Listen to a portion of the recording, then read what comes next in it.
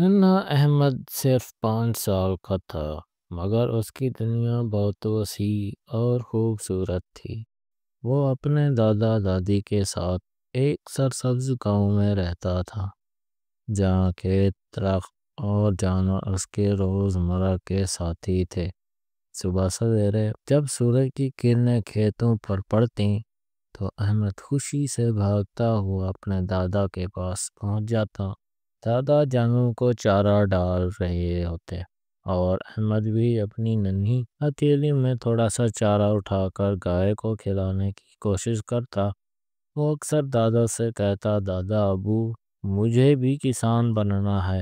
دادا ہنس کر اس کے سر پر ہاتھ پھیر دیتے۔ دوپہر کو دادی اسے کہانیاں سناتی، کبھی پرانی دیو مالا کہانیاں تو کبھی اپنے بچپن کی یادیں۔ احمد بڑے شوق سے سنتا اور کبھی کبھی دادی سے کہتا، دادی اماں میں بھی آپ کی طرح اپنے بچوں کو کہانیاں سناؤں گا۔ دادی مسکرا کر اس کے ماتھے کو چوم لیتی۔ شام کو احمد گاؤں کے دوسرے بچوں کے ساتھ کھیتوں کے پاس کھیلنے نکلتا، کبھی تتلیاں پکڑتا، کبھی گائے کے بچھڑے کے ساتھ دوڑ لگاتا۔